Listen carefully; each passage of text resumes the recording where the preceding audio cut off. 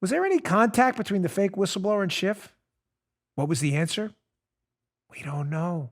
Because Adam Schiff keeps talking about the 17 witnesses and their transcripts they interviewed. 17. Weren't there 18? Yes. The 18th was Atkinson's. And Adam Schiff's pretending it never happened. He refuses to release Atkinson's answer about his contact with the fake whistleblower.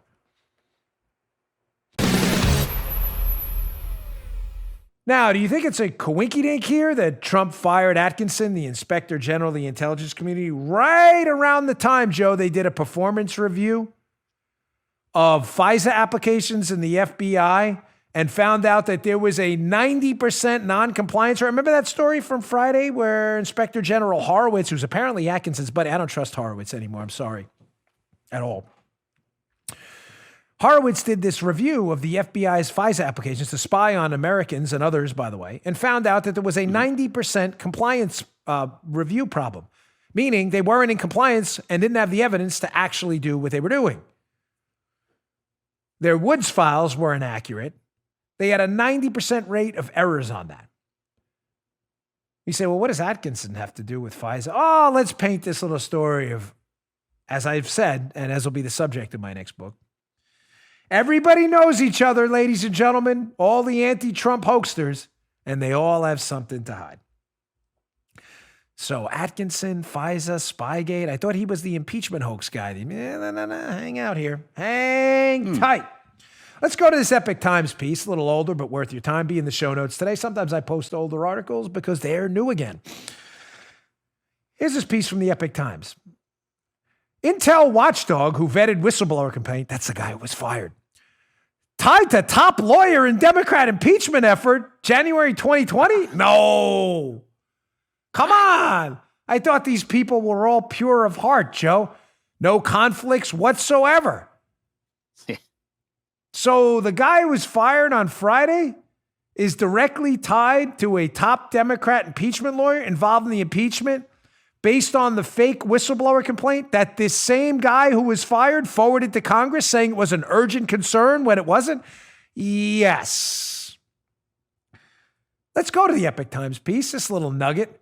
Prior to his confirmation as ICIG, Michael Atkinson, fired, served as the senior counsel to Mary McCord. Who was Mary McCord? Oh, she was then the assistant attorney general at DOJ, according to a questionnaire that Atkinson submitted to the Senate Select Committee on Intelligence. So Atkinson worked for Mary McCord at DOJ. Interesting. What did McCord do? Well, according to the Epoch Times piece, McCord, who left her post in May of 2017, now serves as the legal director at the Institute for Constitutional Advocacy and Protection and is a law professor at Georgetown. In addition to these positions, Joe, no way. Mary McCord has also been listed as the top outside counsel for House Democrats in the legal fights tied to impeachment? Come on, guy. Come on. The quote Coach Stan, we haven't done that in a while. My baseball coach from the yesteryears. So the inspector general who receives the complaint from the fake whistleblower, the complaint that's a lie, and then fudges this stuff to make it look like an urgent concern, because if he makes it an urgent concern, he can give it to Adam Schiff to make a political bomb out of it.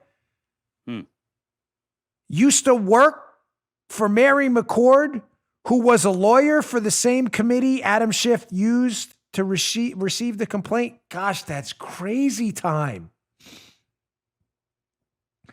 Well, we also know that Mary McCord, who is now a lawyer with Schiff's committee, who used to know the ICIG, who forwarded the fake complaint, we know McCord was also the person who accompanied Sally Yates to the White House in January of 2017, in early 2017, to warn the Trump White House about the dangers of Mike Flynn. Mary McCord was there too? The lady working for the Schiff committee now? Oh my gosh, no conflict of interest there at all. Yeah. You may be wondering, what the hell was this guy Atkinson doing in this position so long? Yeah, me too. Oh, it gets worse. Atkinson's misfeasance or malfeasance here in this case is legendary. Let's go to this great piece by Margot Cleveland in The Federalist, which you're just going to love. in the show notes today. Did the Inspector General's office, same guy, Atkinson, help the whistleblower try to frame Trump from September of 2019? So Atkinson, who's supposed to be pure of heart, we can't question his motives at all, Joe, who worked with this lady as an attorney for Schiff right now, who was also involved in the takedown of Flynn. Gosh, crazy. Apparently, Atkinson was up to some really crazy stuff here. In the whistleblower complaint, in order to have an urgent concern, Joe, you have to have, quote, something related to the funding, administration, or operation of an intelligence activity within the responsibility and authority of the Director of National Intelligence. As Margot Cleveland notes in her piece, notice what's missing from the whistleblower complaint. That the misconduct is, quote, relating to the funding, administration, or operation of an intelligence activity within the responsibility of the DNI. Wait, I thought that was urgent concern needed that. Yeah, I thought so too. Back to that screen one there from that piece. Kind of missing your urgent concern thing, right? Back to that screen one from that piece. The whistleblower admitted the key language because the quid pro quo scenario he was selling did not trigger the urgent concern as defined by Congress. And with no urgent concern, there was no basis to file a complaint with the Inspector General. Doesn't matter. He ran with it anyway, Atkinson, despite the fact that the statutory provisions for what an urgent concern would be, in other words, it's so urgent, Joe, I got to give this to Schiff, wasn't there. But he did it anyway, gave it to Schiff, who, wow, isn't that convenient? One of their attorneys was this lady, Mary McCord, who worked with Atkinson at the DOJ under John Carlin, who ran their division, by the way. Oh, yeah, who was Bob Mueller's old chief of staff. Didn't want to leave that one out either. Let's go to another one here from the Margot Cleveland piece. Another oddity here, as Sean Davis, the great writer from The Federalist, pointed out, the revised form that initially stated you needed firsthand information, Joe, was uploaded on September 24, 2019. Days before the anti-Trump complaint was declassified and released to the public. The markings on the document, Joe, state it was revised in August of 2019, but no specific date of revision is disclosed, and the whistleblower's complaint was dated August 12th, 2019. Ladies and gentlemen, let me translate for you. Although there is no statutory requirement to make a fake whistleblower complaint, that it's firsthand, the form clearly said, is this firsthand information? The fake whistleblower didn't have firsthand information. So conveniently in August, Joe, they changed the form to get that firsthand thing out of there. Kind of weird, no? Along with the fact that they said it was an urgent concern when it wasn't an urgent concern. One more quick point on this we'll run. Epic Times. Ladies and gentlemen, where's the Atkinson transcript? Remember, Atkinson, the ICIG, who was just fired, thankfully, testified in front of Congress. And John Ratcliffe asked him a very specific question about the fake whistleblower's contact with Adam Schiff's committee. And as this Epic Times piece points out, John Ratcliffe, who's a great congressman, is going to be our next DNI. Now you know why the Democrats don't want him to be the next director of national intelligence, by the way. Ratcliffe asked specifically Atkinson under oath during his transcript. You see this Epic Times piece, Adam Schiff in the case of the unreleased Atkinson transcript. Hey, what about Adam Schiff? You know, and his lawyer, that lady Mary McCord, who used to work with you?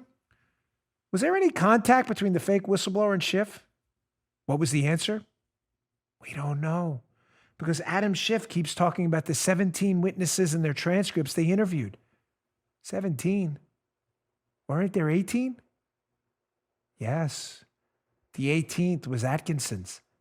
And Adam Schiff's pretending it never happened. He refuses to release Atkinson's answer about his contact with the fake whistleblower. You just heard The Dan Bongino Show.